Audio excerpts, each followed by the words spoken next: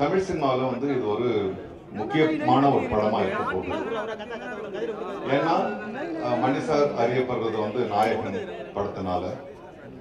அது வெற்றிகரமான படம் என்பதை விட ஒரு கல்ட் ஃபில்மா இருந்துச்சு. இன்னைய வரைக்கும் இருக்கிற new generation of directors they wanted to match Nayakan என்ற மாதிரி ஒரு ஒரு ஒரு தர நிலையை வந்து கொண்டு வந்து வச்சது நாயகன் என்ற படம். அதே மாதிரி கமல் சார் அப்படி நடிப்பை பற்றி நம்ம சொல்ல வேணாம். பல பரிமாணங்கள், அது ஒவ்வொரு படம் எடுத்தாலும் ஒவ்வொரு கோணத்திலிருந்து அவர் தன்னை வெளிப்படுத்திக்கிறாரு. ரெண்டு பேருமே சேர்ந்து அவங்க ரஹ்மான் சார் ஆஸ்கர் இந்தியாவில் இருக்க பல சினிமா சம்பந்தப்பட்ட கலைஞர்கள் ஆசைப்பட்டு இருக்கும்போது 2 ஆஸ்கர் வாங்கிட்டு வந்தாரு. ஆக இந்த 3 பேரும் சேர்ந்து ஒரு படம் பண்றாங்கன்னா அதுல பெரிய மன அழுத்தம் அவங்களுக்கே இருக்கு. போட்டின்றது அவங்களுக்கு வந்து வேற ஒரு டைரக்டர் கிடையாது, அவங்களுக்கு போட்டி அவங்களே. ஏன்னா இவங்க 3 பேரும் சேர்ந்து ஒரு பெரிய ஹை ஸ்டாண்டர்ட் அவங்க ஏற்கனவே நிரூபிச்சுட்டாங்க. அதை விட பெருசாக்கணுன்றதுக்காக இந்த படத்தை வந்து அவங்க பண்ணியிருக்காங்க. இந்த படத்துல நாங்க எல்லாருமே பாராபட்சம் இல்லாமல் நாங்க எல்லா நடிகர்களும், முக்கியமாக நடிகர்கள், தொழில்நுட்ப கலைஞர்களும் நாங்க என்ன பண்ணுவோம், இதுல வந்து ஒரு ஷூட்டிங்க்கு போற மாதிரி எங்களுக்கு தெரியல. There was one warmness, there was one,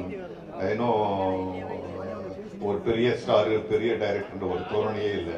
அப்பதான் வந்து எல்லாருமா சேர்ந்து ஒரு ஒரு ஒரு ஒரு எந்த ஒரு ஏற்றம் தாழ்வு இல்லாமல் நாங்க ஒர்க் பண்ணோம். அது சின்ன நடிகராக இருக்கட்டும், பெரிய நடிகராக இருக்கட்டும், அசோகா இருக்கட்டும், பக்ஸா இருக்கட்டும். So we had a wonderful time. It was a learning process. So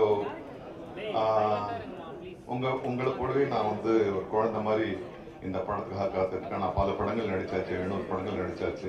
நான் இப்போதான் அர்ஜுன் கிட்ட சொன்னேன், என்னடா இது போருக்கு போற மாதிரி இருக்கு அப்படின்னு. So I am enjoying the feeling. I think you will all enjoy this film and definitely it's going to be a film which will bring fried to Indian cinema. எல்லோருக்கும் வணக்கம். இந்த படம் பொறுத்த வரைக்கும் எனக்கு எல்லாமே சந்தோஷம்தான்.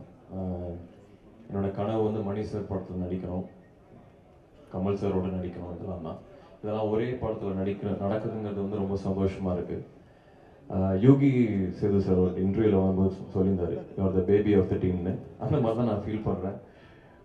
ஏகப்பட்ட தருணங்கள் கற்றுக்கிறதுக்கும் ரொம்ப சந்தோஷமாக வேலை பார்க்கறதுக்கும் நாசு சார் சொன்ன மாதிரி. அண்ட் ஏகப்பட்ட லெஜண்ட்ஸோட ஒரே படத்தில் எனக்கு சான்ஸ் கிடச்சி ஐம் ஜஸ்ட் ரியலி ஹாப்பி.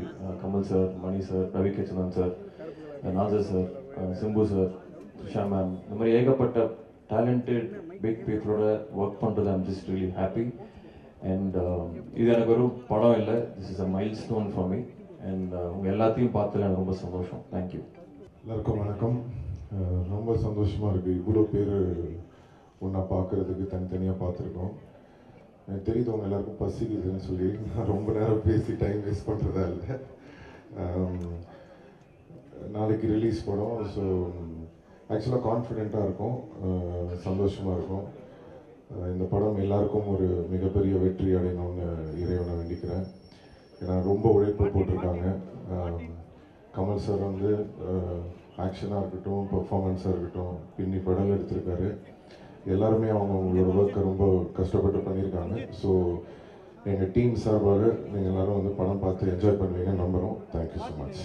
இது வந்து உங்களுக்கு நன்றி சொல்வதும் எங்கள் குதூகலத்தை பகிர்ந்து கொள்வதற்காகவும் மட்டுமே ஏற்பாடு செய்யப்பட்டது.